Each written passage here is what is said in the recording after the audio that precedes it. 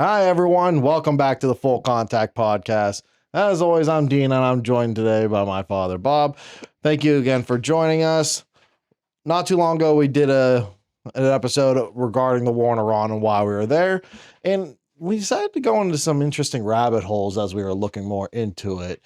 Back in March, there were news stories, podcasters, mostly critical of Trump and or the war, both. The claim is the United States, very expensive interceptor missiles, going up against thousands and thousands of cheap missiles and drones, and there's no way that the United States can win that. Be lucky if it lasts months, possibly weeks. This is going to be over. U.S. is not going to stand a chance. Mm-hmm. So that was sort of the narrative. And it's back. There's now reports about how much of the weaponry we've used up so far in the war. One of the headlines I saw was from CNN that sources. So every time whenever I hear stuff like that, I think of that one scene from Tommy Boy. It was like, if I shit in a box and marked it guaranteed, I'll do that. Well, I mean, just look at the track record of this since COVID, at least. The sources thing, how many things turn out to be wrong when they're unnamed sources. So the sources claim we're 80% down, but is it true that we've used up a lot? Sure, I think it is. I think that's accurate. And in some cases, maybe it is 80%. But the implication always is it's game over. There's nothing else we can do. And it's just really not that simple. Right. Let's look back at Iraq and Afghanistan, for example. One of my favorite ones to bring up is our series of missions in the Korengal Valley, who I actually had a teacher whenever I was going to school who actually served in the Korengal Valley. Where's the Korengal Valley? I forget. It's in Afghanistan. I don't know the exact province in Afghanistan, but it's not too far from Pakistan. Okay. But when it came to overall munitions dropped, at least at the time, I'm thinking this is roughly around like between 2007 and 2010, roughly, of all the munitions, whether it be like munitions drops and everything else, 70% of everything used between both Iraq and Afghanistan were dropped in that valley. And it was not like it was a small amount. It was a shitload. Yeah. I mean, if let's tie things back. Like, using a shitload of munitions is not an unusual thing. I mean, we could take this back all the way to World War II, World War I. It's just a matter of like, okay, you drop a lot of shit in war. Okay. But when it comes to Iran, people are more concerned because, yes, we both know and we both served. I mean, you back in the 80s, me in the 2010s. The U.S. military does pride itself on its procurement of very interesting shit. Highly expensive, very pretty, does cool stuff. So, and I'm sure it was no different for you back in the 80s. All right. Well, if we're going to tell stories, one of the weapons when I was on the USS Okinawa. It's an LPH. They've been decommissioned. They were big in, I think they were big in Vietnam. I'm not sure. That may be when they were first built, but it's a helicopter carrier. So it looks like an aircraft carrier, just smaller. Mm-hmm. And it, not just for helicopters, but it was the main ship in an amphibious task force, amphibious landing force. So our ship held 500-600 sailors to run the ship, but we had capacity for up to 1,500 Marines. So it was a big troop carrier, and the helicopters were, for moving equipment and people and things in and out. In fact, the Okinawa was one of the ships in was it the Gulf? I think it might have been the Persian Gulf when they launched the unsuccessful rescue of the hostages under Jimmy Carter. Yeah. So that it was one of the ships in the area. I don't know that it was the one who launched, but it was also involved in one of the recoveries of the Apollo capsules. I think Apollo 11. Okay. Anyway, so that's the USS Okinawa. It's now at the bottom of the ocean, creating a reef.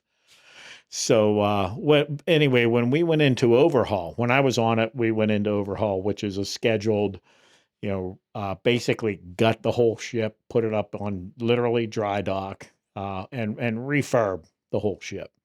We received a lot of new equipment as part of that overhaul, and one of them was the Phalanx. And the Phalanx is, you'll hear the term if you watch military shows, CIWS. CIWS is an acronym, Close-In Weapons System. Mm-hmm. Okay, so it's a defensive weapon.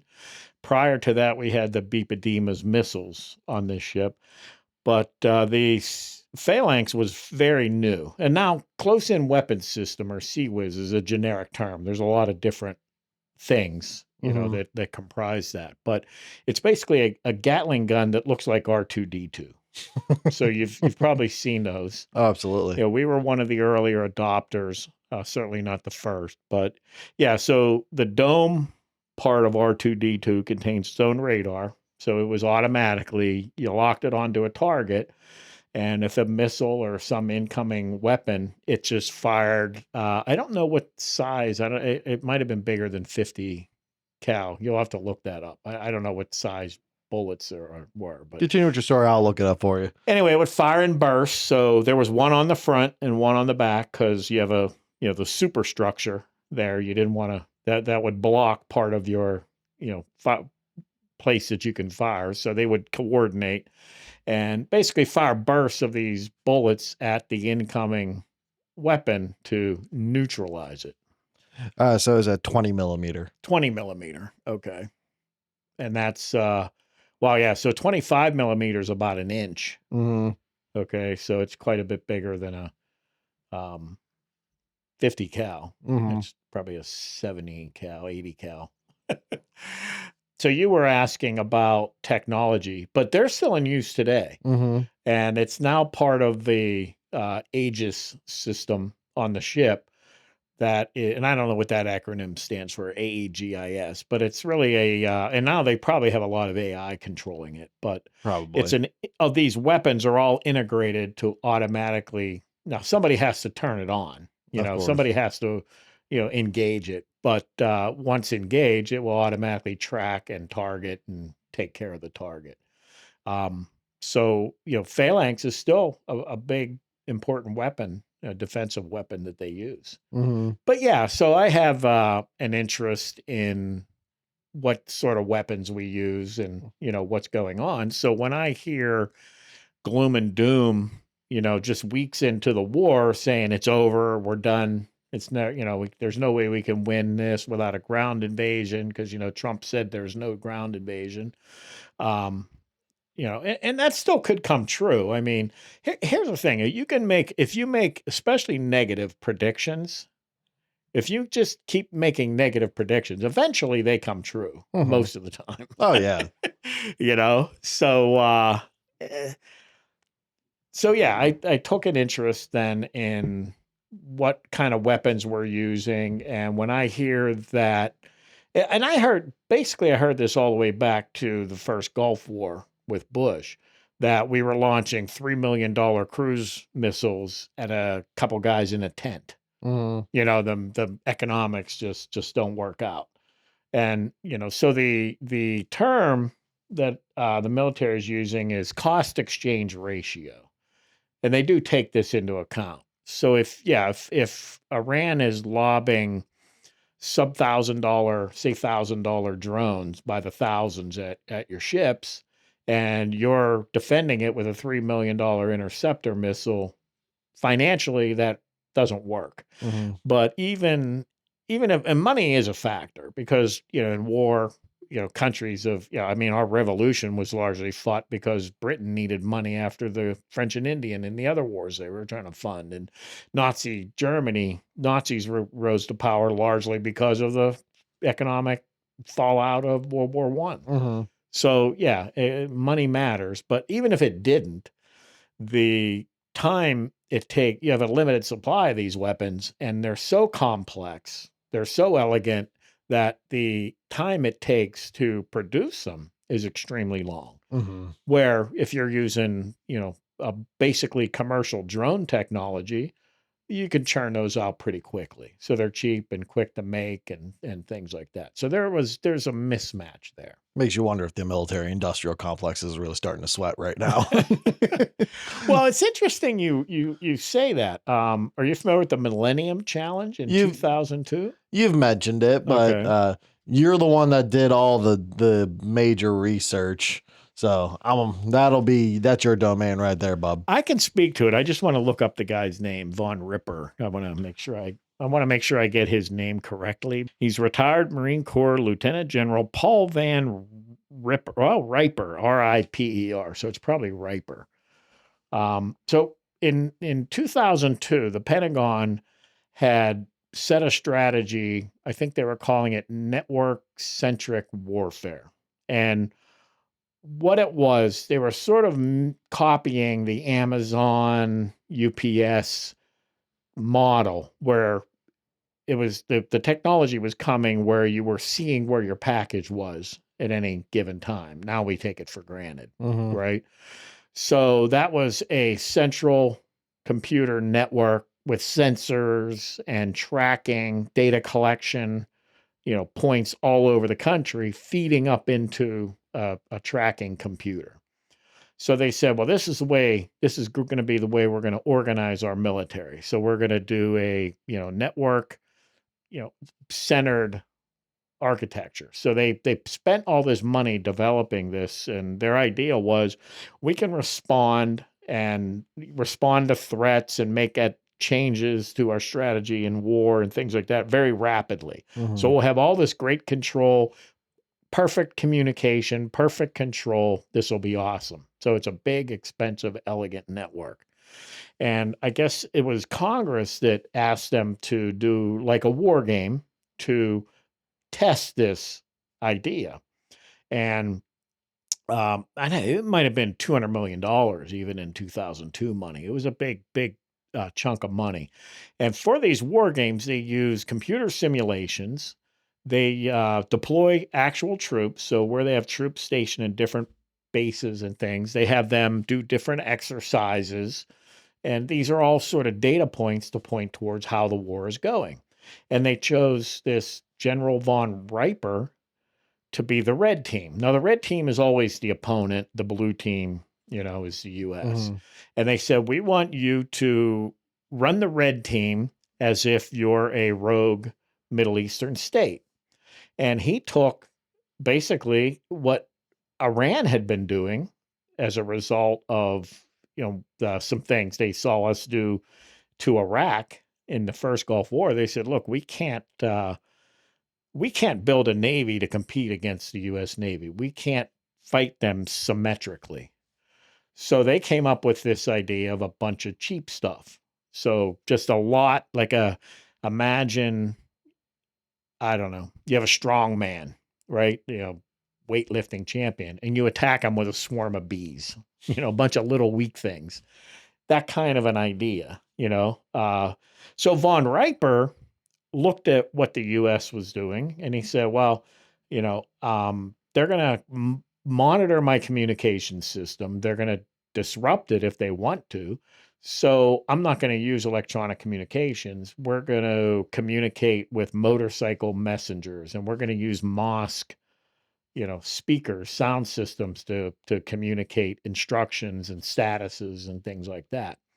And he said, we're not going to go toe to toe with these guys. I'm going to deploy a bunch of fast boats on guys with guns on fast boats and kamikazes, bombs on them. And this is how I'm going to fight. Well, in 10 to 15 minutes, he had sunk something like 19 of our ships, killed, simulated 20,000 American troops in like 20 minutes with his strategy. And so the generals, everyone running this, the bureaucrats, they said, well, this isn't right. I mean, that's a fluke. So they said, we're going to restart so they planned this for several weeks with all this money. So they have all these people deployed. They have all these resources deployed, ready to run this elaborate, war game scenario that we're going to collect all this data and learn all these things. And we're going to show Congress that everything we did is awesome. Everything, our direction is perfect and awesome. and he destroyed it in 20 minutes. So they said, nah, there's some fundamental flaws in this whole idea.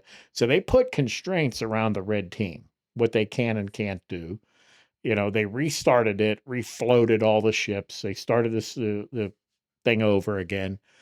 It was to the point where von Riper resigned. He said that it was the military contractors, running the simulation to make themselves look good. That's essentially what he said, because what he found was a threat to all the money being spent and things. That was in 2002. Now, I won't say that nothing was done, but we definitely didn't take that lesson to heart. It was ignored by the bureaucracy, and, the military just kept doing the way they did things. Probably a handful of huge contractors with very long development cycles. It take maybe 10 years from concept to prototype, and then very long validation and production ramps. And all this is because of the mil spec requirements, which makes sense, right? If you're going to build a $3 million cruise missile, you want the process, you want to have your specifications to be very tight, very strict. You want the process to be, very well controlled. But it's not just the requirements put on the product itself. They put requirements on the engineering process and the manufacturing to ensure the quality and repeatability going forward. So this is a decades-long cycle to build these types of weapons. That's the way the entire U.S. military, what it had evolved into. And it had, you had people in their jobs and lots of money in these companies, spending. That's a lot of inertia. Some would call that a deep state. Okay. Now, somewhere along the line, they started to notice, because they started developing some, more cost-effective countermeasures, but they still were in this long development cycle. And then the Ukraine war started. That was the wake-up call. Thanks, Putin. So, are you familiar with Ukraine and how it started? And I have some background into it. I don't know exactly how much of it the information I've gotten is true, but I've got a general understanding on it. You did not watch Lioness season 3, episode 1. No, I did not. Really disappointed. Listen, I work for a living, damn it. Yeah, so the prep for this podcast was watch a TV show. Yeah, I've been a little bit busy. A war TV show. No, I'm just kidding. I've been a little bit busy there, Bob. I got you. You've been doing a great job with the edits too. All right. So I'll jump to the end. Lioness, season 3, episode 1. I mean, if you haven't watched Lioness, watch the whole thing. But I would just watch this first episode because it gives you, with one exception, I will say, one obvious exaggeration, it shows you what it's like fighting in Ukraine. The episode is set in the Ukraine war. And what I saw was, I had no idea. I mean, I didn't look this stuff up. They're doing trench warfare, World War II trench warfare, but with drones. So one of the characters in the show said that it's World War I meets Star Wars. That's what we've got here. I mean, they were using attack dogs. These dogs were vicious. So when they were going in to raid a building, they sent the dogs in first. And, the dogs took down the bad guys, and then they come in and shoot everybody. But so how did we get there, though? When the Ukraine war, I don't know if you don't remember the infamous Kamala clip. I'll have to add it. Kamala was one of her, ways of speaking. She was explaining the Ukraine war, and she was telling her audience, there's this country in Europe. They're called Ukraine. Ukraine is a very small country. And then there's this other country called Russia. And Russia is a very big country. Anyway, I'll see if I can find that Kamala, clip. is the sky blue? Is shit brown? Like, yeah, you literally just explained geography. I'm sorry. I'm sorry. I mean, I'm biased because I expected when that war kicked off that Russia was just going to roll all over Ukraine. I thought so too. Right. And then the news came back. It was all about how heroic, and how resilient and everything Ukraine was. But what happened was Ukraine immediately, and I'll see if I can insert some clips for this too, but Ukraine started using commercial drones, land-based drones, aerial drones, basically taking a DJI drone, FPV drone, strapping some C4 to it and running it into a $3 million tank. They used boats, drone boats. They were sinking Russian ships. They were taking the Russian ships out of the fight. They were blowing up tanks. So Russia went in there with this, heavy, expensive war machine, and Ukraine basically took them out with these drones. And now it's basically to the point where it looks like World War I meets Star Wars. You've got drones and men in trenches fighting at one another. It's just surreal. It's just the thought of that scares the piss out of me, honestly. Like, I could not imagine. Like, I always thought the stuff of World War I was already wild enough as it was. Oh, it's brutal. But take that with World War I style fighting tactics like trench warfare and integrating modern day technology, even something as simple as a drone from Walmart with some C4 on it. Right. That scares me. Well, so when I first saw this footage of a drone engineering, it was really the engineering and prototype facility in Ukraine. It's literally what we would call in the tech business a garage shop. Mm-hmm. They've got this guy. Now, he's an engineer, okay, but he's, it's a warehouse, and it's just all this commercial off-the-shelf stuff sitting around, and he can do some welding and metal bending, and he's just throwing together these drones, and that's what they're fighting with. Now, they have a separate manufacturing facilities, but they started this from nothing, from what I can understand. So the United States saw this, and that was the wake-up call. Now, this was under Biden. They started a program to say, look, we need to accelerate this thing. Okay, we need to, do a better. We need to address this threat. We need to reconfigure our military. Geez, something with Biden I actually agree with. Well, but it didn't do very well. Yeah, I agree with the sentiment.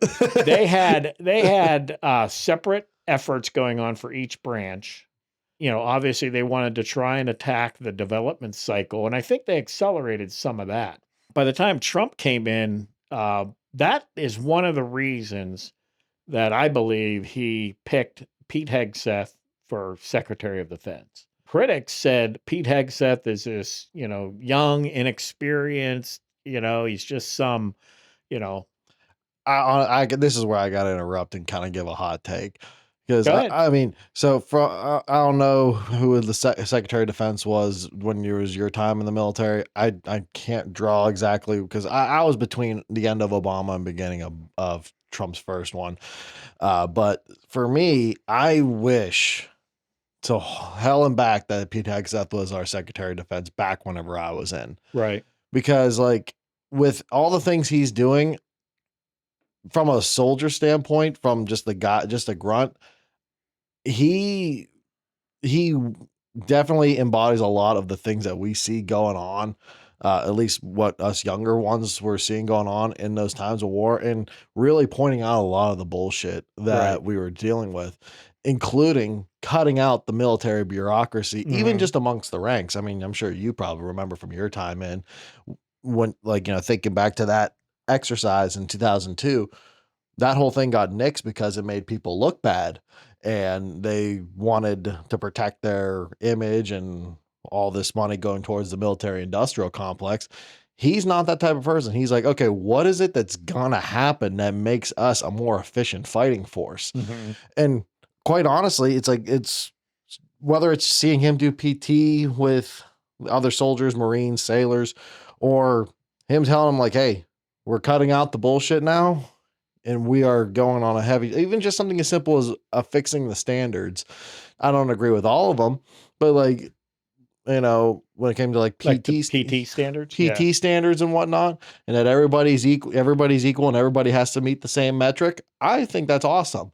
I wish they did something like that. It makes it more fair, and it cuts out a lot of the problem children, and all that. So, but anyways, one thing that I've learned, or that I've been hearing, not just from like people like Pete Hegseth, but other like influencers I follow that were in the military and that have still keep a good relationship with some of the higher brass, that a lot of what the military now is doing is taking a more of a bottom up learning approach. Yep. They're approaching the lower, but pretty much those on the line, be like, hey, here's the problem we have. What do you suggest is a good solution to solve this problem? And they're actually taking these and implementing it, which I think is a big reason why a lot of our current change in technology, which you're going to get into here shortly, is going to come into play. I mean, people forget the ingenuity of give a soldier, a sailor, an airman a blank canvas to work with and just let them MacGyver it. Right. Like, I don't know how much you know about like when the Jeep was implemented back in World War II. The one thing that made the Jeep so efficient is that it pretty much gave the soldiers a way of they did all sorts of crazy shit to it to make it more efficient, to the point where they could take this Jeep, drive out onto an airfield, just drive by and strafe everybody and go, or just, you could use it for whatever you want. And it's even applying today with, like take, the military's getting ready to roll out what's called the ISV, the infantry squad vehicle, which is kind of going back to the roots of the Jeep. It's a fast moving, open canopied basically vehicle. It's not armored, not like the armored Humvee, which I can say are not the greatest things to drive, but you can get an entire rifle squad, which is about 9 guys, into this vehicle with a bunch of equipment. You can fit 2 of them on a Chinook aircraft. And it's about just getting guys to objectives faster, so that way they can bring more resources and burn less energy. And it's just really cool. And like, you can do a bunch of different stuff to it, and the parts are readily accessible. It's basically a Chevy Colorado, just changed up significantly. But you can basically, if you need like engine parts, wheel parts, you can go to an AutoZone and get what you need for this thing. Okay. Which is awesome. And think back even to some history. You ever hear of a guy named what's his name is Pappy Gunn? He's a old pilot from World War II. Yeah. Pappy Boynton. Paul Pappy Gunn. Okay. So he served in World War I as a pilot, and then he was living out in like the Pacific. Is his name Gunn, or that's his nickname? Paul Gunn. Paul Gunn. Oh, gotcha. His nickname was Pappy. Okay. But he was pretty much recommissioned back into the military at the start of World War II. And he pretty much, his whole thing was basically trying to get to his family and save him, because they ended up imprisoned by the Japanese. Okay. And he was renowned for taking these different aircraft and just he basically would work around the clock trying to find ways to make these things more deadly, to the point where I think he strapped like 850 cal machine guns to this one type of aircraft. I forget the name of the aircraft off the top of my head, but he was very instrumental in the war in the Pacific. He took skip bombing and put it into practice there. This dude was apparently just a psycho and a machine, and was just trying to get his family back, and was just a genius when it came to just MacGyvering stuff on an aircraft. Another one that I can think of is called Bazooka Charlie. You ever hear of Bazooka Charlie? Nope. Okay, so this guy, they had these old, by comparison, it looks like a Cessna, but it was basically a grasshopper, like they called it a grasshopper aircraft. They used it originally for reconnaissance, but he decided, no, this isn't enough. So he just decided to found a way to strap bazookas to this thing and would start strafing places. And he got confirmed tank kills against the Germans with something that has no armor, basically a canvas wings, and barely moved. It had like no speed whatsoever. And this guy has multiple confirmed tank kills, and a lot of the stuff he went and did out on his own. They said there was one engagement in one day where between going out and coming back, he went through about 36 bazooka rounds. And it could I forget exactly which battle, but he turned the tide on a specific battle against the Germans. So long story short of what I'm trying to get at is you can make significant strides when it comes to using the technology and stuff for the military, and you don't have to use some big commercial company to come up with some $10 trillion missile to get it done. Mm-hmm. Give a soldier, an airman, a sailor a blank slate and say, this is what you're starting with. Turn this into something that can kill shit, and they'll get it done. That's the best with taking a very hawkish and very simple-minded approach on it. Sure. And you can be surprised what kind of innovation you can do with that. I think that you're right. The bottom up is one of the elements of what Pete Hegseth's doing. But to really understand it, it's easy for me to understand because of my business background, engineering background. And Trump, is a businessman. He's not, a politician. He's not a military guy. So when you have an organization like IBM, so IBM, in the 80s was the king of computers. I mean, where our company was using contract manufacturers, and every time I went to evaluate them, the ones that did would always brag, well, we work with IBM. So meaning if we work with IBM, you shouldn't even question us because we're there, where's IBM now? I think they might still be around, but you don't hear much of them. They're not Apple Computer or any of these. Then contrast that with a company, Netflix, company that said, well, we're just going to mail out, videos to people, and we're not going to have late fees. One of their claims to fame, or one of the things they were going for, was saying no late fees. We'll send you the movie when you're done with it. You send it back, and we'll send you another one. We'll just mail you DVDs. And they flipped into a streaming service. Now everybody, they created this huge market in streaming. So that would be the opposite of an IBM. And what we're seeing is a company that made a drastic pivot in what they do and basically created a whole new industry. So one company failed. Now, most of the companies, that's a difficult pivot to make. Now, I don't know the inside story of Netflix, but it's safe to assume that a lot of people lost their jobs. Possibly. People that just couldn't, and I'm talking management people that just couldn't get behind this new way of thinking. It's possible they started another business unit and focused on that one, and then the people that were left behind, they lost their jobs when the DVD business went away. Either way, that's sort of the approach they're taking with the military, to say, if you come in and you see the problems we're having and you say, what do you mean we're the most powerful military in the world? You mean to tell me we can't stand up to a small country with a bunch of cheap commercial drones? We got to do something about that. So what do we do about it? We have to disrupt the entire way of thinking. We have to change this slow, high dollar, all these relationships and way of doing business, and how we approve manufacturers and validation. All this sort of stuff has to change. Now, that doesn't mean you change necessarily the way you make a tomahawk, okay? But you're not going to build a $500 drone weapon using the same development and production process that you do for a $3 million tomahawk. Because you cannot make, I can tell you right now, you cannot make a $500 drone weapon in that process, because that company's not going to be able to do it. And that those people aren't going to be able to do it. So basically Trump came in, they disrupted the whole thing. He scrapped pretty much what Biden was doing. They created a task force for filth. I mean, I forget the names of these groups. You can look it up. But they created a task force instead of separate branches. They're all one. And this task force job is to work on a specific type of, weapons system.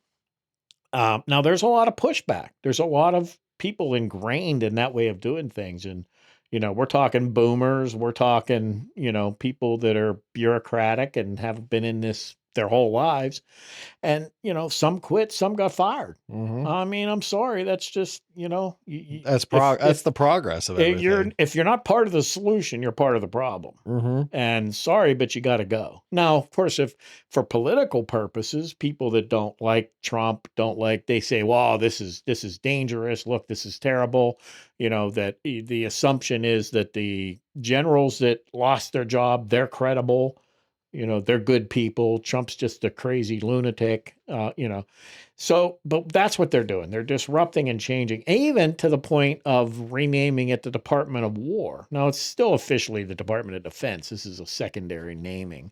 But you'll hear Hegseth talk about the warrior. We're going to recapture the warrior ethos. Mm-hmm. I think he said that even the word defense, it has this, we went from a country that, our military's job was to fight war to, well, we're just going to defend. And then, it's just it's a laid back, passive mindset. It's, he was saying it even, infiltrates the way they do their business. They defending their turf, defending their way of doing things. Which I think is ironic. I consume a lot of military type like war movies and whatnot. And there's always a certain saying that is said across a lot of them. And it's literally, they say the best defense is a good offense. Well, in terms of weapons, if you think about it, offensive weapons are easier and cheaper and simpler than defensive. Mm-hmm. You'd say, well, I'm going to target something and you make a weapon to go after it. But if you're now going to make a weapon to stop an incoming weapon, a fast moving, something that can change course, I mean, that's a much greater degree of complexity to attack an incoming weapon. Now you make those incoming weapons cheap and plentiful. By the way, in one thing I would say that is different in Lioness season 3, episode 1, they have massive swarms of drones. I don't believe that's the case. I think the drone swarms in Ukraine right now are on the order of 3 to 8, from what I could tell. So they're much smaller. They don't, now they're working towards bigger swarms, but I just had that thought. Yeah, I mean, it doesn't matter if it's 3, if it's 8, if it's 10, if it's 25. I mean, just having that type of technology. I mean, if you ask a GWAT veteran who just came out of Iraq and Afghanistan that we were going to be dealing with swarms of drones, they'd be like, "Fuck that! I'd much rather have if I had to worry about finding an IED." In a sense. And now, better yet, they'd be like, "No, better yet, your IEDs can fly now," and they'll be like, "Yeah, fuck that." I would argue that the weapons that these drones that we're talking about, that's lower technology. Mm-hmm. Now I get it that it's advances in technology that made that possible, but in terms of technological complexity and elegance, that's low tech stuff compared to the Patriots and the Tomahawks and things like that. Mm-hmm. So yeah, the advances in technology have enabled something that's cheap and simple to be lethal, to be an effective weapon.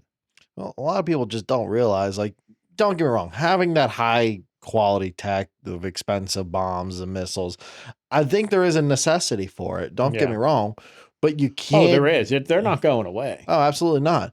But what people forget to realize is not only do you have to have the good stuff, you gotta have to have some of the cheap stuff. Like, I mean, think of like a restaurant. You have your big main courses, but sides are just as important. Or even just like think of a buffet. You got all the things that you need right then and there. You don't need everything to be a 5-star meal from the Capitol Grill. Like, so I think people got so the military bureaucracy and all that, they got all caught up in like, oh, we need all this advanced weaponry. We need the most technologically advanced boats, the missiles, everything, even down to the simple, the rifles and machine guns that the simple soldier carries. Right. Like, I don't think that's wrong. No. I think you do need those weapons. I don't think any of that goes away. What I think, though, is they missed the pivot. Mm-hmm. It's if you go back to the Netflix analogy, in that analogy, the video, even when Netflix was going through it, they had both side by side, right? The streaming service wasn't great content. A lot of people were watching it. I remember Crystal watched it. I thought it was garbage, but so there was an overlap. And yeah, I don't know where it's going to go after the overlap, but for right now, the problem they have was not responding to this new threat, not following the technology where the technology took you, which is actually to low tech, simple, cheap, high volume. Well, and I think also a lot of the military bureaucracy would think, and you can even apply it up until after the first Gulf War. We were only used to at that time, even like, or I would maybe I would say Vietnam is an exception, but we were so used to facing very organized militaries. Like we said in our other video revolving Iran, we you have it's cleaner. You have your side, you have your soldiers, duke it out until through overwhelming odds. Yeah. A lot of our major technology did not take into account the whole concept of insurgency. Well, yeah, those are the things that have changed. So a lot of this came out of the Cold War. So the Cold War was, nuclear missiles pointed at us, nuclear missiles pointed at them. And the scenario was mutually assured destruction. So Russia launches their missiles. The U.S. sees them coming. They say, screw it, we're launching ours. And both countries are devastated with, nuclear weapons. So the military then pursued the same path of more elegance. How do we stop a weapon? See, that didn't exist in the Cold War. I mean, those ballistic missiles were going to hit once they were launched. So we would just, launch ours too.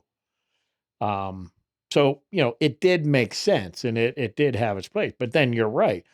After 9/11, it became this counterinsurgency.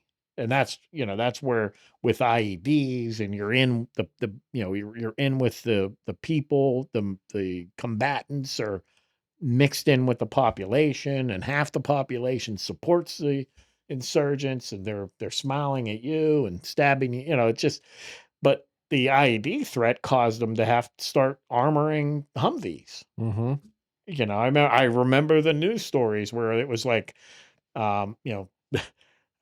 sorry, but like families and news. Why don't my kids have armor? It's like, well, it's a new thing. It's a new way of fighting the war. It's, suddenly they think armor belongs on every freaking vehicle, but, I mean, I guess it's fair to not be too highly critical because a war changes literally day by day. So it's like, well, we got to do both, right? So, I mean, I think we need to replenish the stockpiles of what we've been using. But, the other thing about this news or this way of looking at it, we don't just have these high-end intercepts. We have a lot of other options at our disposal.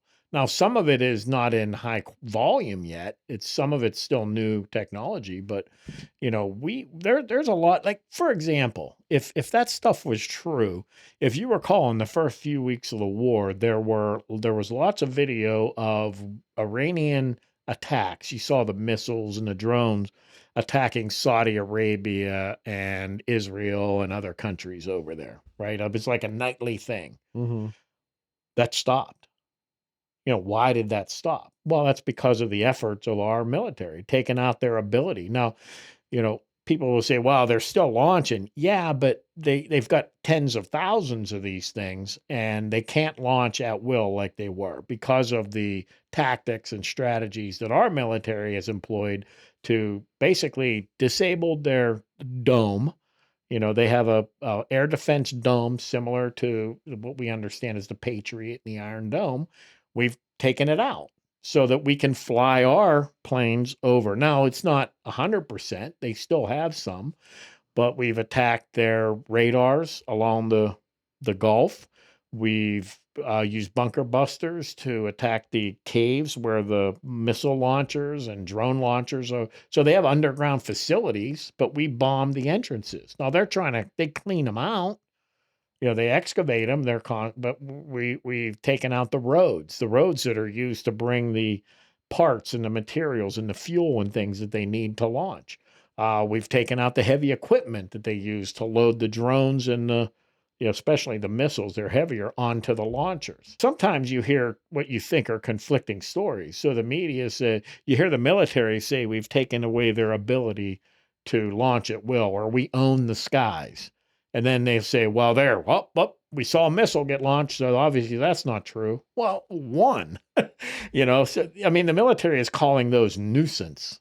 Now, nuisance is enough to keep the strait closed. Nuisance is still enough to make the, Gulf neighbors tell Trump to back down, and don't retaliate because they don't want Iran targeting their desalination and, Right. electrical plants and things. So, it's real, but they don't have anywhere near the capability that they did in the beginning. Oh, hell no.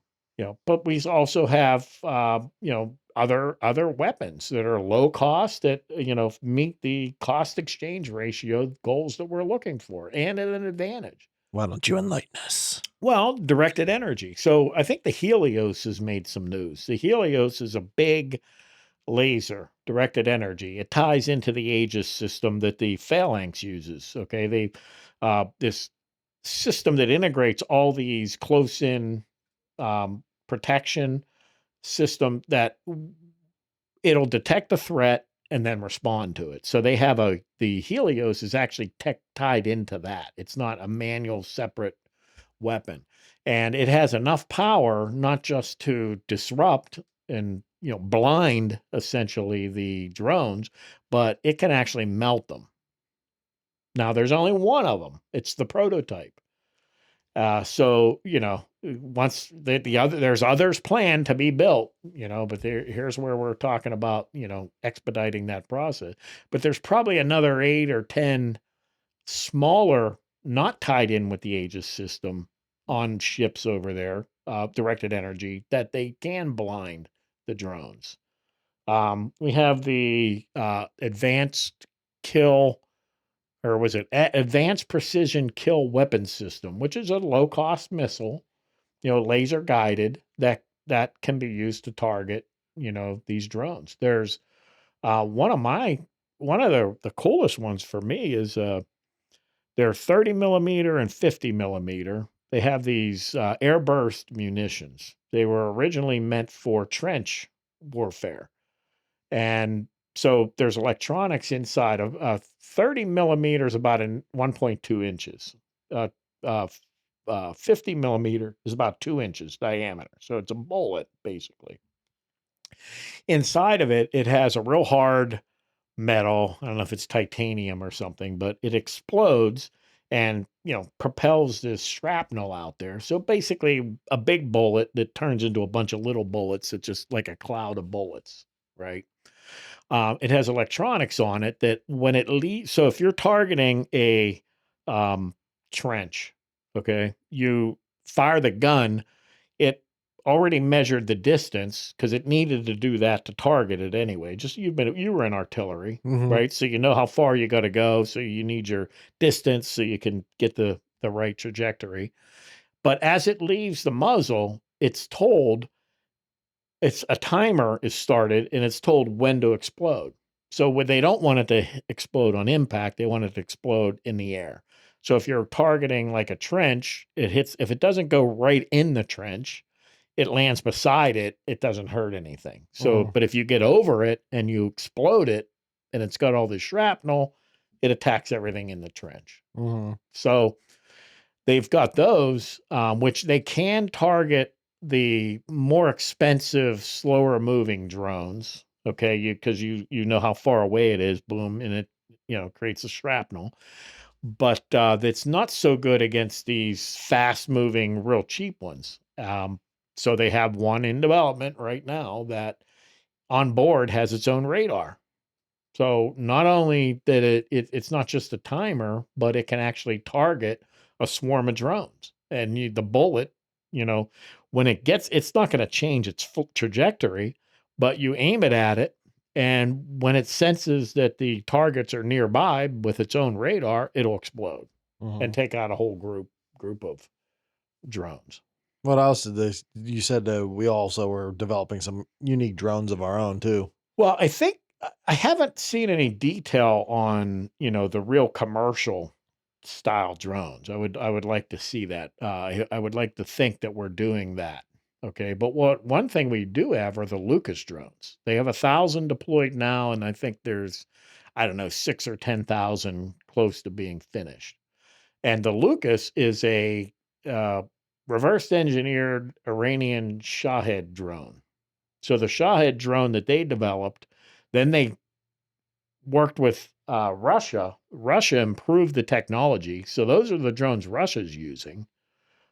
They mass produce them, and Iran still builds them in these underground factories. Well, we basically built one. The difference is when they launch a Shahed drone. So the neat thing is, and I don't know what ours are, what kind of motor ours has, but the Iranian ones have a 50cc piston engine on them. So basically a small motorcycle, what we would call a mini bike, engine and a propeller. Now that's not enough to take off. You need a lot more thrust to take off. So it has rockets, in the ring. So rocket boosters. They put it on like a rail system, launch it, and that propeller runs.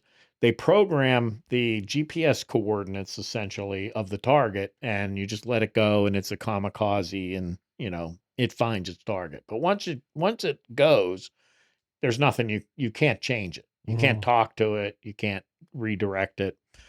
What the U.S. did is added SATCOM, so satellite communications links, and the ability to reprogram the target. So one of the ways they're using them, like I said, we took out all of the launch sites and all the infrastructure as best we could. Well, we have Reaper drones circling at high altitude, and we have these Lucas drones that are up there. And in my mind, you see the turkey vultures, local turkey vultures on the thermals just circulating around waiting to find their. Okay, so that's what these are doing. They're way up high. They're just kind of circling, riding, thermals low, trying to consume as little fuel as possible. And when if the Reaper detects what it thinks is a launcher, it tells one of those Lucas drones, hit that. So it'll then break out of this, hovering that it's doing and target and hit the target. I love military technology.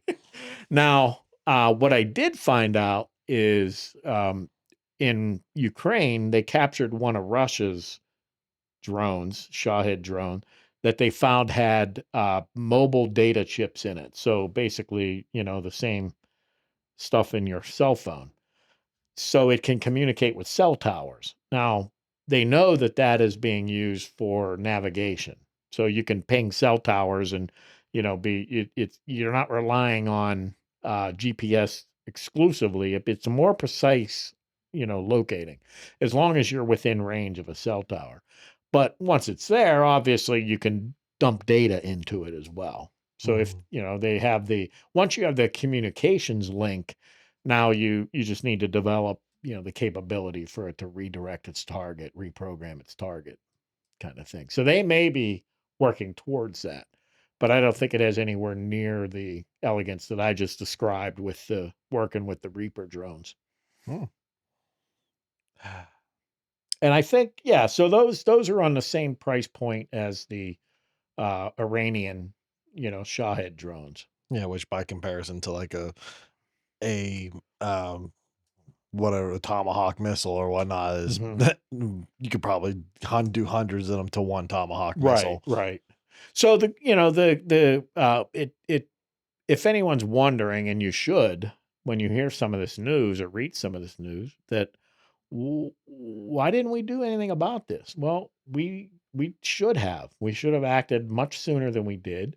And the steps are being taken now to, create a new way of thinking within the military to do this. Now, one of the things, so critics of this, so one of the phrases I think they took from the Ukrainians is get it to 80% and then put it out in the field. Okay. Which in technology makes sense, right? So AI technology, I mean, full self-driving for Tesla that was nowhere near 80%. It's there now. It's probably 80% now, but it's collecting all that data. That's how you improve it. So that's one of the arguments. Now that's culture shock to the way the U.S. military operates. It's like, you mean to tell me we're going to put a weapon out there that we're not 120% confident in? Well, I mean, if you want to compete, if you want to go after this type of technology, I guess what I would say is if you're using a weapon that isn't 100% validated, then you don't count only on that weapon. No. You use it, but you have backup, that kind of thing. So anyway, that's one of the things that may change is, so you're going to hear critics say, well, we would normally test that for 10 years. We're going to put it out there now. Oh, I and mean, people say, whoa, that's bad. And bad things might happen. Mistakes will be made, but that's the choice you got to make. I mean, and I just speaking as a technology person, I mean, your enemies, they don't care. See, they don't care if one of their drones goes off course and kills anyone, even their own civilians. It doesn't really matter. Those things don't matter to the people that we fight against, our adversaries. It only matters to us. So we make a mistake, it's front page, worldwide, constant, but if the Iranians make a mistake, oh well. Yeah, like they were real quick to get on us about bombing some alleged school and stuff like that. Yeah. But well, I think that happened. I mean, I have no doubts that a school was bombed. I think some things were taken out of context because what's one of these things? A lot of these places like Iran, Iraq, Hamas, they hide and build all their infrastructure amongst the civilian population. I think this was just a case of proximity. The girls' school was right next to the base. So it's a building that got taken out. They say there were 900 girls there. I don't know if it was at nighttime, should they have been? I don't know. But yeah, I mean, that's going to happen. Yeah, I mean, sorry. It's war. I mean, take back to the napalm bombings during when we were in World War II against Japan. Our goal was to take out military infrastructure, but at the end of the day, like me and you were discussing, their military infrastructure was not like in Germany where you had full industrial buildings designed for munitions. This shit was basically being done out of, for lack of a better term, people's garages. Well, sure. The military, the manufacturing was dispersed throughout the community. So yeah, they were spread out amongst the civilians. So that at that point, it wasn't really much of a choice. Collateral damage is going to happen in war no matter what. It's you try to minimize it wherever possible, but even take into another thing that me and you were mentioning in Somalia during Mogadishu. We were talking about the Navy SEAL in his book, Howard Wasden, where they heavily incorporated some heinous tactics and using women and children as shields. And instead of, I keep upping that, and instead of, keeping restrained and not shooting, and all we were doing was getting shot up. So what did he do? He mowed them down. Yeah. So, the guys that were shooting at them, they were in Jeeps or Humvees. They were in Humvees, open, but his guys were being shot at. I don't know if that was Black Hawk Down. Yeah. That was so the whole Black Hawk they were Down kind of series. lost. That was another technology failure, but they were kind of lost in the city, and they were under heavy fire from everywhere. Guys were getting shot, and he said that and I don't know what they were, warlords, terrorists, whatever they were, but they had lines of women. They come out of a building, women standing side by side in a line, and the men were shooting over their shoulder. So they literally, human shields. And initially, the Americans weren't shooting back, but, Wasden said he just got fed up with watching his guys get shot. He just mowed them all down. And then the next group, he just mowed them all down and, killed the women and the guys behind him and everybody. He's like, I'm not going to sit here and let us see another one of my guys get shot. I would imagine, I don't remember if it was in the book, but I would imagine it stopped. Right? So if you're one of these guys shooting at the Americans and you come out with women in front of you, you're only safe if we don't shoot the women. Mm-hmm. As soon as we do, that's not a steel plated armor. Those are just women. As soon as you shoot them, you're dead. Yeah. So it's just so like, I mean, in a sense, you're like, okay, they put a stop to that practice.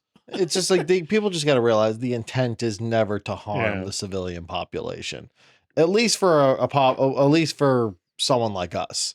We never intend to hurt the civilian population, but we have to accept it does happen. And a lot of these people these critics that are all these like very anti-war, and I understand where they're coming from.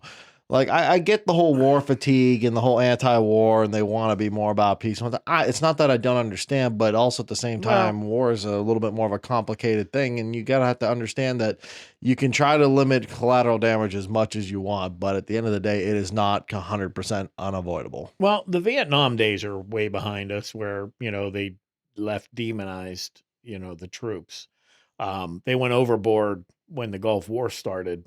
That's where we started with. Now every sporting event, we're constantly calling them heroes and bring somebody out and celebrate them. That a lot of that was because the left was trying to show that they weren't against the troops. We're against the war, not the troop. We're not like Vietnam era lefties anymore. But so if you're going to call these guys heroes, take a look at Vet TV. I mean, listen to I'm not talking the Hollywood stories. I'm like, listen to the stories right from the guys that were there. Look at what they tell you of what it's like. It's nobody likes it. Nobody likes war, but one of the reasons they hate counterinsurgency. I mean, they hate it because they are trained. I mean, you're talking special forces, Marines. These guys are trained to kill people. That's what you teach them to do. That's what they're all about. Our job is to go in there and kill people. It was even the same thing for me when in artillery. Our commanders and all that would be like, get around. So what is our job here in the artillery? And at the end of the day, he's like, it's simple. Yep. We kill people. It's just from a distance. Yeah, there's no political correctness about it. Yeah. I mean, your platoon or whatever in the in basic was the death dealers. Yes. So I have a T-shirt, that says death dealers.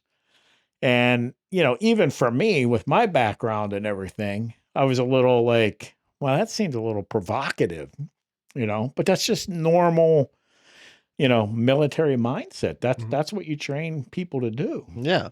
So what I understand, and I got a lot of this from the guys on Vet TV, is COIN, counterinsurgency strategy. It creates a lot of problems for these guys because they are trained to kill. So you're internalizing a lot of stress and things like that you act on, right? So when you're feeling threatened or to me, it would seem good psychologically to be able to fight back. But in COIN, a lot of times they can't. So they say they're working with, people building schools or doing things to help the local community, but a lot of those people are against them.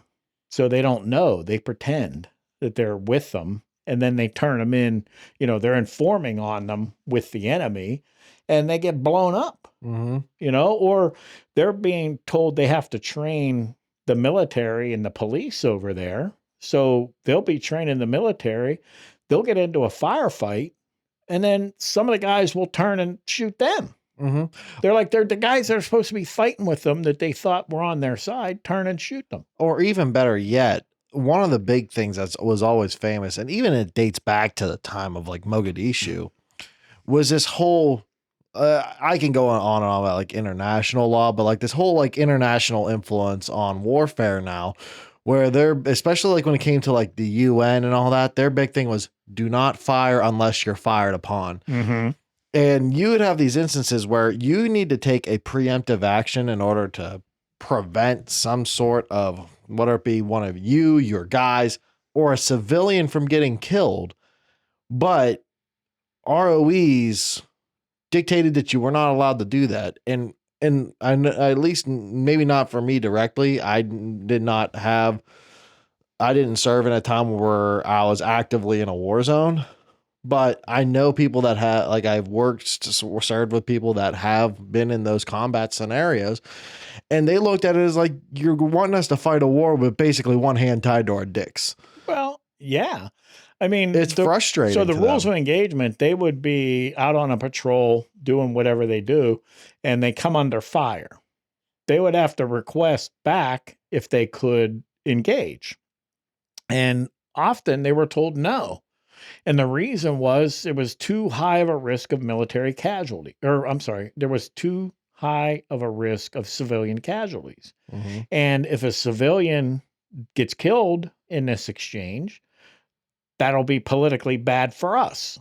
So it'll be bad for, and in the military, crap rolls downhill, right? So if the suits in Washington start applying pressure because of some high profile mistake, that's going to trickle down to the officers and, all the way down to the guys. So everybody, it's a CIWS attitude that exists in the military, mm-hmm. In all government, really. So yeah, they would come under fire and they'd be told, no, you can't shoot back. Mm-hmm. I mean, I have a friend who I know, her son was in combat. I think he was in Iraq, and he didn't reenlist because of that. He was the gunner on the Humvee, and he's like, he can't shoot back. So in one of the things that it propagates among the guys fighting over there is they say it feels like their lives are worth more than our lives. Mm-hmm. Like, we're here, we're expected to do all this really hard stuff and put up with everything. And at the same time, we're getting this sense that, one civilian life is worth more than all of our lives combined. Mm-hmm. So that's coin. That's so I don't know. I guess I don't know. I tell that story because, a lot of times, it's good when civilians say thank you for your service, but do they actually know what they're thanking them for? No. Like, even me, when someone even comes up to me and they know that I've served and they say thank you for your service, if there's one thing that drives a veteran more mad is when someone does that. Whether it doesn't matter whether you've been in a combat zone or you haven't, everybody hates it. And like for me, for example, the reason why I hate it is when someone comes up to me, I'm like, guys, I haven't done anything. Like, I spent my entire enlistment without having to be in a combat zone. Right. I've done a few states. I did a couple of stateside things, but that was about it. And they're like, yeah, but you still signed up. I was like, yeah, I get it. But at the same time, it's like, I still didn't do anything. I didn't fight anybody. Just more so fought the bureau. I tried to deal with fighting the bureaucracy, if anything, but I didn't do anything. But, so these are, so I'm not dismissing the schoolgirls that get killed. That really tears me up. I don't, the civilian casualties, everything. But like our talk about police and violence, I know that that's part of it. Mm-hmm. I know that that's part of war. So, maybe that feeds into people's belief that, Trump never should have done this. This is a war of choice. And maybe they're right, but I don't know what, put it this way. I don't feel that way. Okay. But, I'm not going to tell somebody they're wrong in feeling that way, but it's also, now we're there, now we're doing this thing. So, why would you be cheerleading for a loss?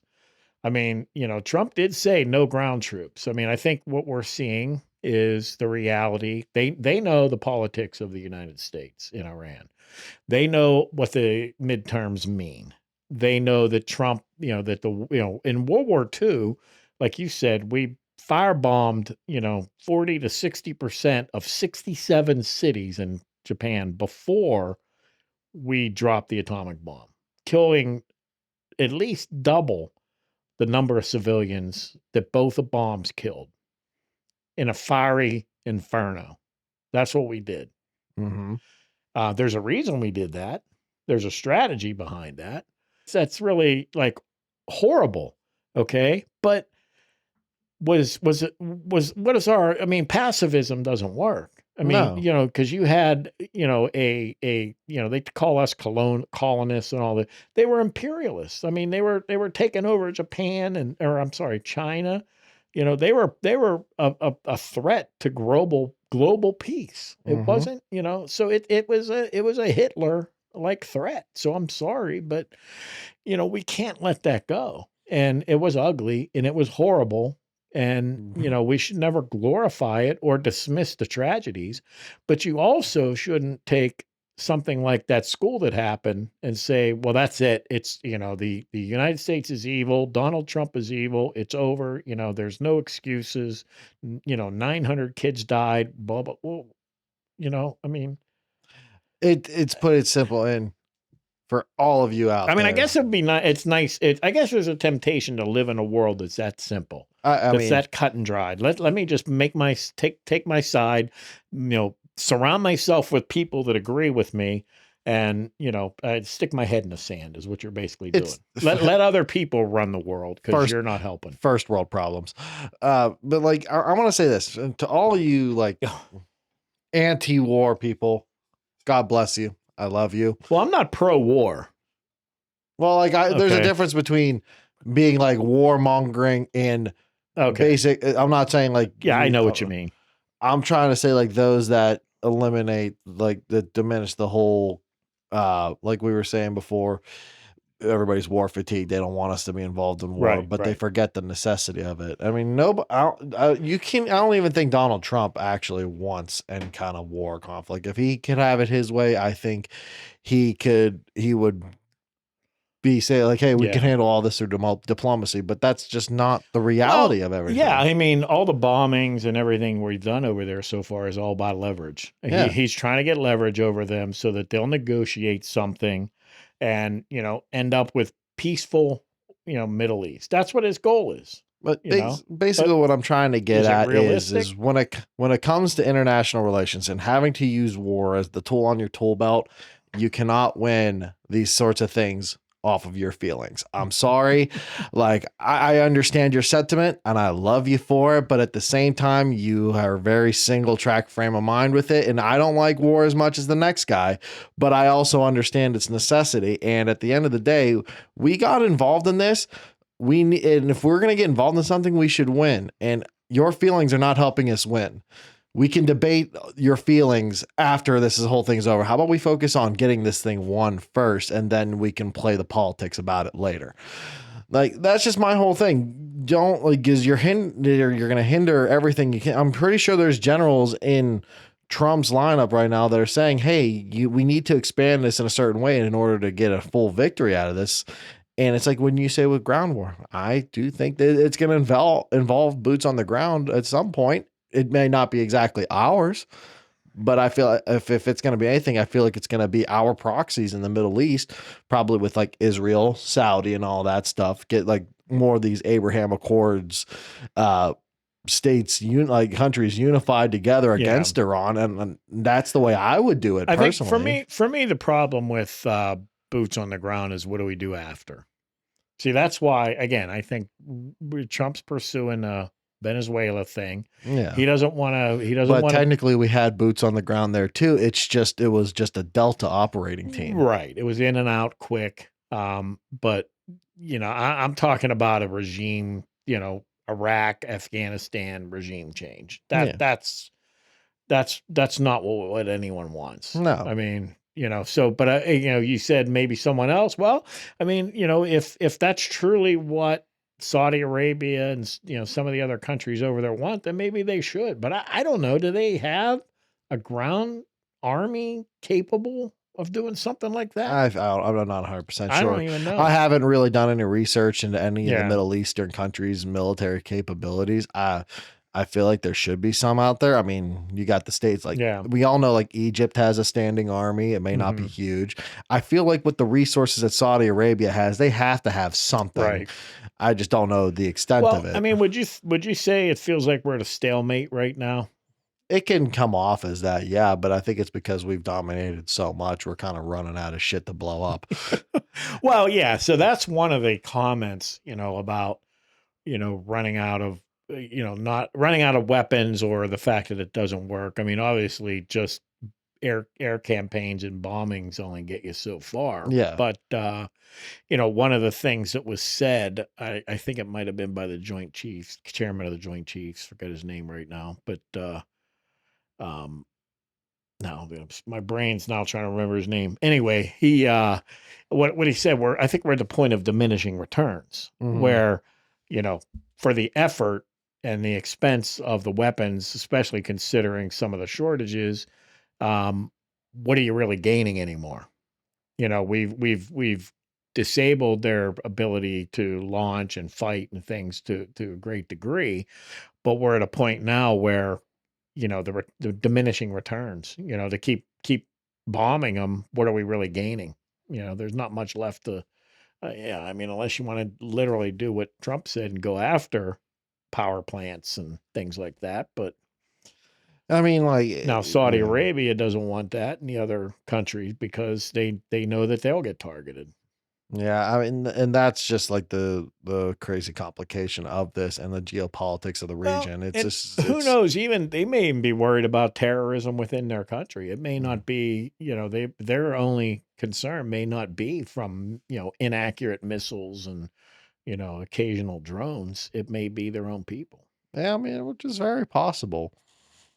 I guess, like, speaking of geopolitics, I mean, we've gone quite a bit on all this. Do you want maybe transition into more Israel sort of stuff, considering like they are kind of a focal point in there. Yeah. All right. I guess we got to figure out a good way to close.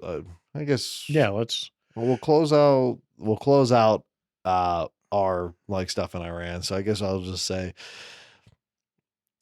do I think where we're at right now, are we at danger of losing this? No, I don't think so at all. When it comes to looking at the numbers between our military, Iran, there's no comparison. I already think I would claim that we are at this point at a strategic strategy, or sorry, a strategic victory at this rate. I would argue that to the moon and back, and we're basically at that point like we were when it came to the initial invasion of Iraq. We came in and we basically took over the country in a matter of, in their case, it was a matter of weeks. And then all it was basically counterinsurgency at that point. And basically those nuisance attacks that I'm seeing that we're talking about that Iran is doing, it's basically that's all it is their form of insurgency. It's a matter of just being a nuisance and propagating, like giving negative propaganda back here when it comes to the war. Right. That's their only way they can fight at this point. They cannot take us on head on. And so it's just a matter of, I guess we could close this out with a question. Is what exactly needs to happen? Well, let me give you my take before we close it. Since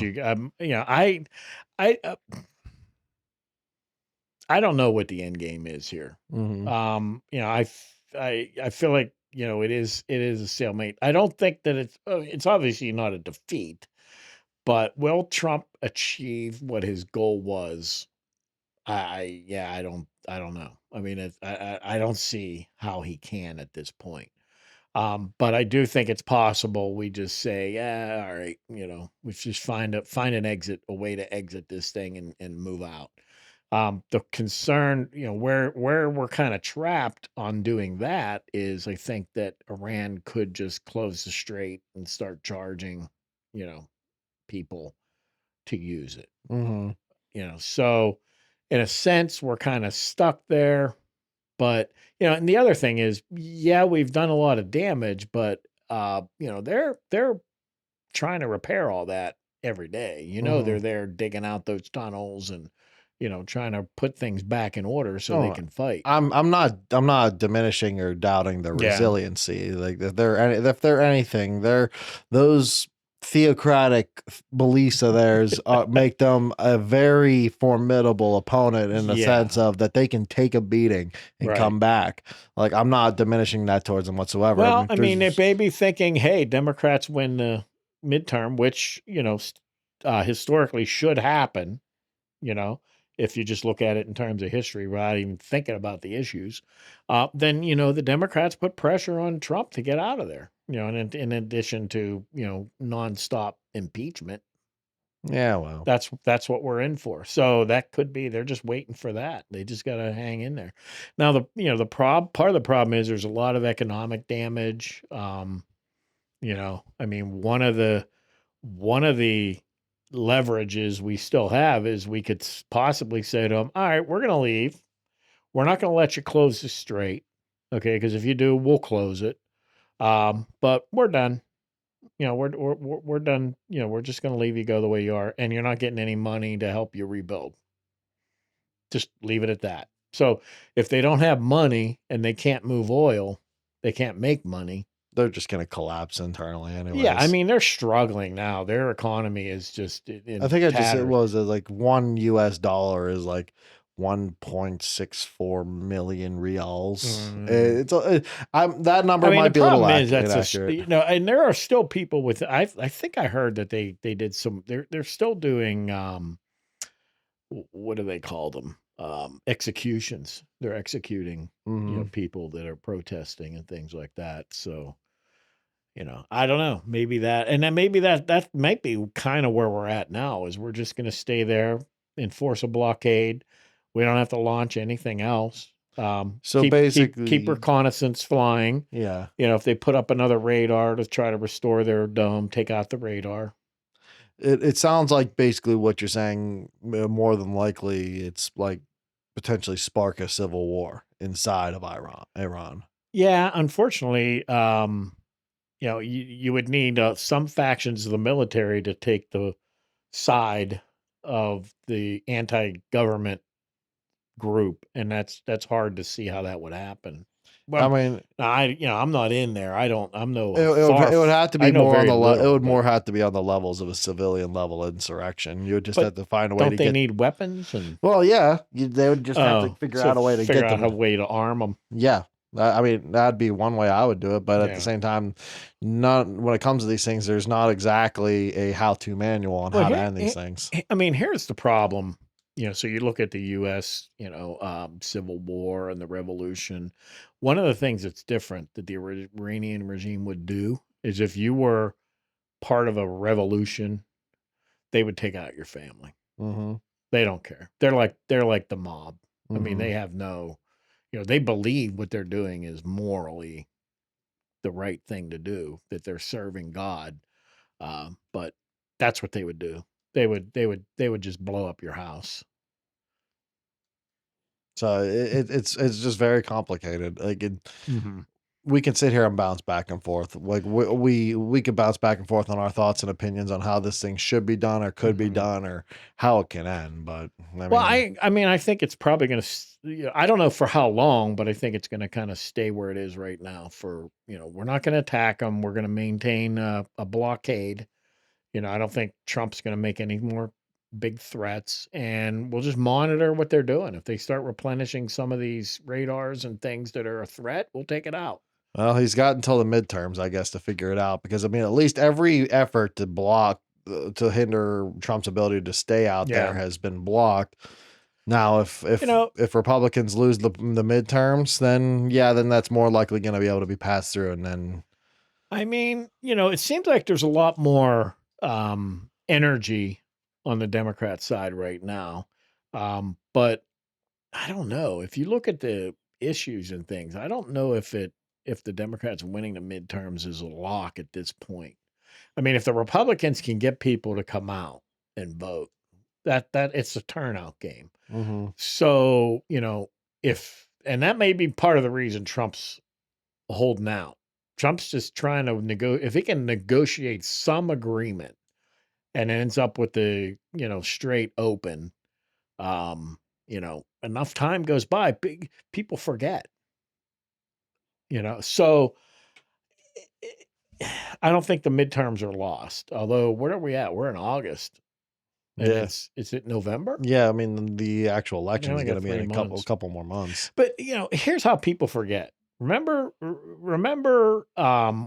when Ukraine first started happening, and remember Trump had Zelensky in the White House, and by the way, I think the reason that Trump didn't want to support Ukraine the way some wanted him to, I think he wanted Europe to do it. I think he felt that was their problem. I got problems to deal with. You deal with yours. That's what I think it was. I don't think he was definitely not pro Russia or anti Ukraine.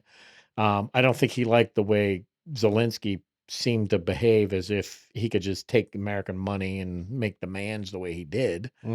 But yeah, I think the issue there was Trump didn't think that the Europeans were doing it. It wasn't our job. I think that's how he felt. But my point was, remember all the energy? There were Ukraine flags everywhere. You couldn't go. You couldn't go. Social media was just flooded with all this pro-Ukraine stuff, this and that. It's gone.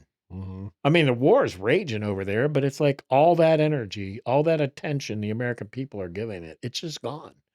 So that just shows you how, if the media doesn't report something, or even if they do, it just kind of gets old. People get tired of it. Now, I don't know that they'll get tired of this war. Maybe they will. I mean, if we don't have Americans on the boots on the ground dying and things, maybe they will. But, the reporting is very, very negative with, we're running out of weapons and, Iran. I mean, there's people basically cheerleading for Iran Americans. That's the part that bugs me. You can be against it. We can argue. You can hate Trump. That's all fine. But I just think it's just over the top if it gets to the point where you're actually cheering for the US to lose and cheering for Iran. That's just crazy. Oh yeah. And like it just definitely sees, and you could even see with the rise of certain people in our political sphere, it seems like we're having more and more of those anti-America pro jihadists. Yeah, whoever the enemy is, they're better. Yeah, Because we're basically. colonials. We're And white, it's funny enough white that colonists. We're the evil. And it's funny enough how those individuals are being backed by influencers here in America who say that we deserve 9/11. Yes, Hassan Piker, I'm calling you out. Thank you, everybody, for joining us again on the Full Contact Podcast. As always, I'm Dean. I'm joined today by my father, Bob. Thanks again for joining us. Make sure to check us out on our social medias. Like, share, subscribe, comment, get everything going in the algorithm to help us out. Thank you so much and have a great one. Peace.